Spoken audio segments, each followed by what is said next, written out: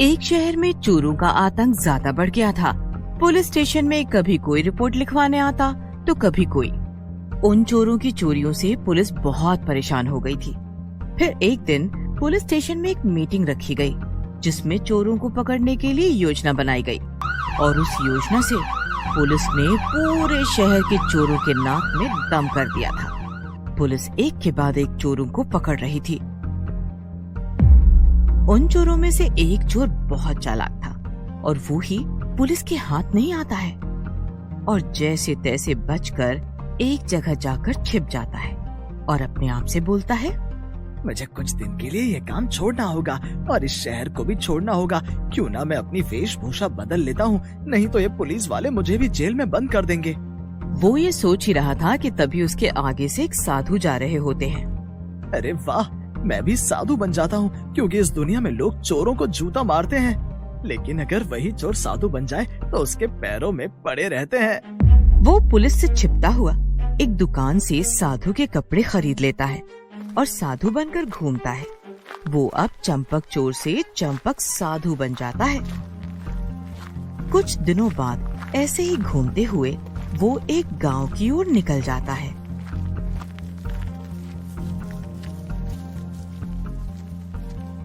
और गांव के एक पेड़ के नीचे बैठ जाता है। थोड़ी देर बाद एक आदमी उससे पूछता है, साधु बाबा, आप कौन हैं और कहाँ से आए? मैं एक साधु हूँ, मैं यहाँ से गुजर रहा था, थक गया था तो ये पेड़ देखकर बस आराम करने लगा। साधु बाबा, आप कुछ खाएंगे?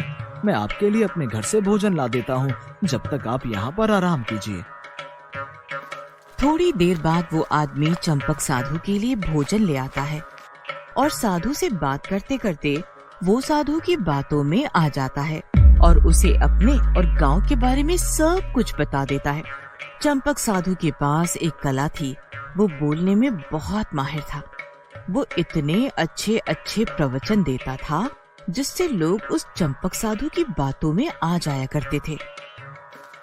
धीरे धीरे करके गांव के सभी लोग उससे मिलने आने लगे और वो इसी गांव में रहने लगता है। और थोड़े दिन बाद गांव वाले मिलकर चंपक साधु के लिए एक आश्रम बनवा देते हैं।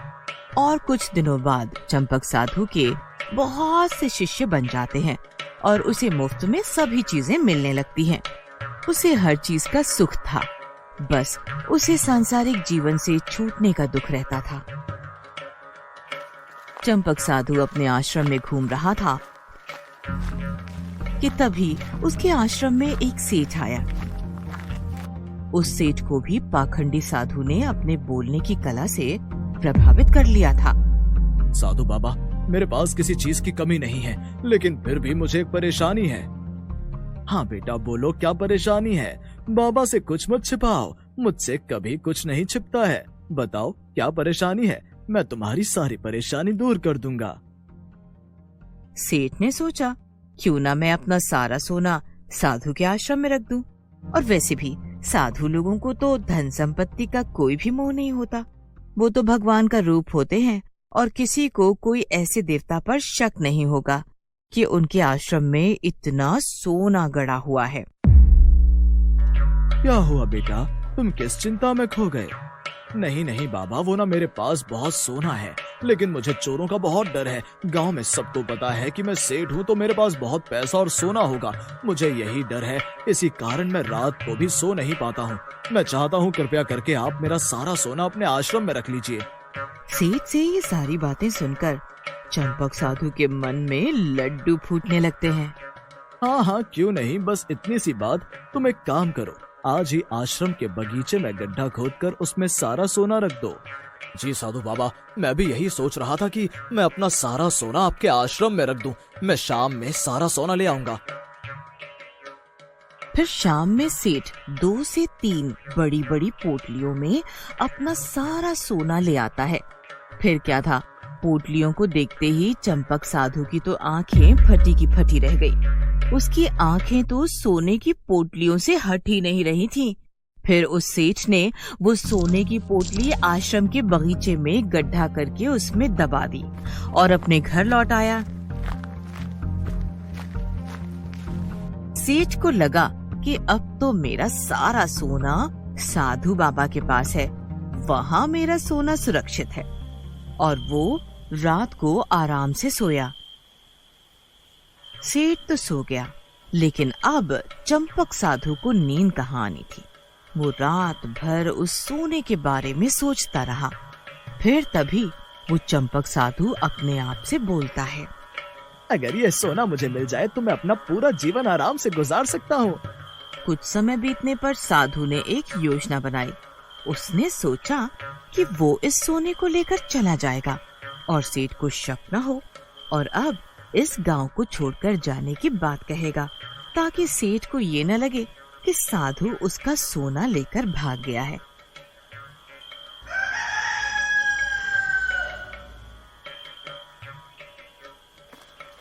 इसीलिए वो चंपक साधु सेठ के घर जाता है।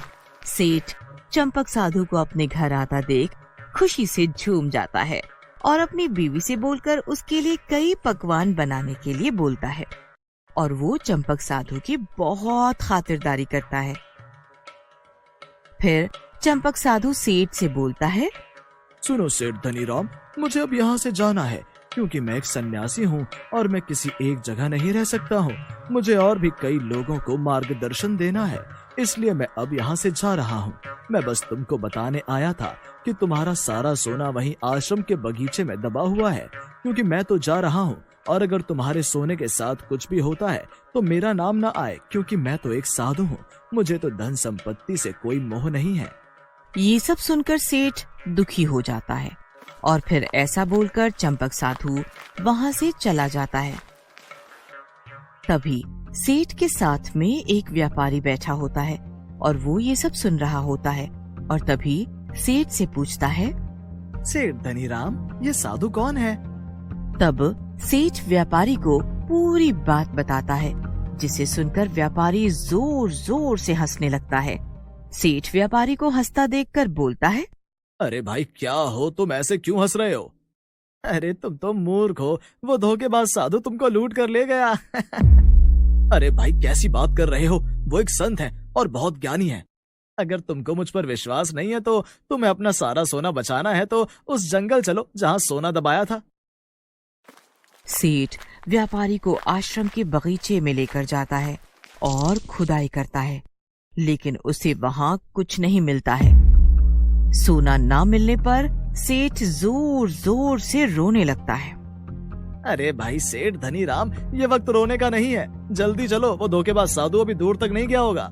फिर जल्दी से भागते हुए वो दोनों पुलिस स्टेशन जाते हैं और पुलिस को सब कुछ बता देते हैं। फिर पुलिस उस धोखेबाज साधु को ढूंढ लेती है। पुलिस इंस्पेक्टर गांव में सभी को बताते हैं, ये वास्तव में कोई साधु बाबा नहीं, ये एक चोर था जिसने अपनी बोलने की कला का इस्तेमाल करके कई लोगों को लूटा है, और पुलिस से बचने के लिए इसने साधु की वेशभूषा धारण कर ली है। फिर पुलिस चंपक बाबा उर्फ चंपक चोर को पकड़कर जेल में बंद कर देती है।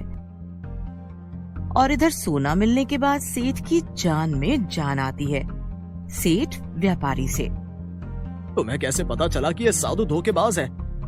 वह साधु बार बार अपने आप की तारीफ कर रहा था, और संत कितने महान होते हैं वो बार बार यही बोल रहा था, जबकि जो सच मायने में संत होते हैं उन्हें इस बात को बोलने की जरूरत नहीं पड़ती है। इसलिए भाई, आज के समय में जो साधु बनकर प्रवचन देते हैं वो सभी संत नहीं होते हैं। सेठ को ये बात समझ आ जाती है कि किसी पर भी अंधा विश्वास नहीं करना चाहिए, क्योंकि किसके मन में क्या चल रहा है हम इसे कभी नहीं समझ पाते हैं। यह कहानी आपको कैसी लगी कृपया कमेंट करके जरूर बताएं, और अगर आप कमेंट करते हैं हम आपके कमेंट को लाइक जरूर करेंगे। आप हमें सब्सक्राइबर जरूर करें। धन्यवाद।